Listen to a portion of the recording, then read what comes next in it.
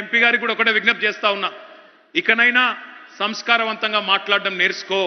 ఇప్పటికే నిజామాబాద్ ప్రజలు డిసైడ్ అయ్యిండ్రు, నువ్వు ఎక్కడ పోటీ చేసినా నీ డిపాజిట్ గల్లంత చేయడం మాత్రం ఖాయం. నాకు డిపాజిట్ మీ నాయనని పంపియవా? కేసీఆర్ గారిని పంపి నిజామాబాద్ కి నిలబెడతానికి బీఆర్ఎస్ పెట్టుకుంటా కదా, ఎంపీ నిలబడాలి కదా, ఇందూరుకు పంపి దమ్ముంటే ఎవరికి ఏమోట్లు వస్తాయి చూపిస్తాను నేను. మీ చెల్లి ఎందుకు వారిపోతున్నది? ఎందుకు రాలేనా మీ చెల్లి?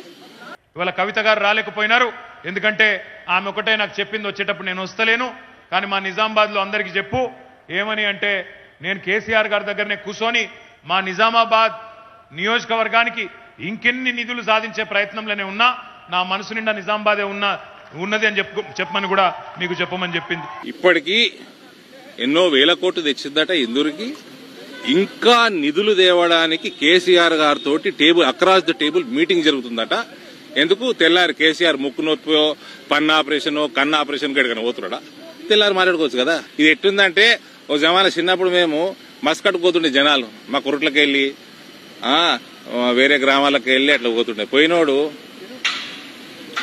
ఆడికి లెటర్ రాసు, కాగితం రాసు, ఆ కాగితం లెటర్లు పోయి తర్వాత క్యాసెట్ టేప్ రికార్డర్లు రికార్డ్ చేసి పంపిద్దరు.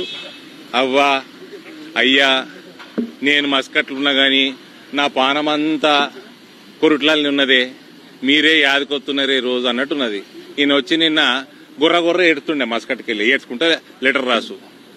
ఈయన నిన్న వచ్చి కవిత మనసంతా ఇందూరులోనే ఉన్నదట నిజామాబాద్ లా, కానీ వాళ్ళ నాయనతోటి ఇంకా ఫండ్స్ తేయడానికి డిస్కషన్లు ఉన్నది కాబట్టి వాళ్ళ నాయన తెల్లారి పన్ను, ముక్కు, చెవు ఏమన్నా ఆపరేషన్ ఉన్నదంటే ఏం లేదు, లొటపీస ఆడనే ఉంటాడు, ఏడా ఫామ్ హౌస్లకి వెళ్ళేది లేదు. 2 గంటలు మోదీ గారు వేసిన హైవేకి ఎక్కి వస్తే 2 గంటలు వస్తుంది.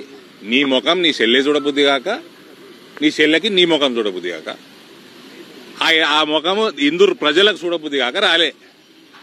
ఈయన వచ్చి మహానుభావుడు పెద్ద వచ్చి తీస్మార్కం లెక్క మాట్లాడుతున్నాడు.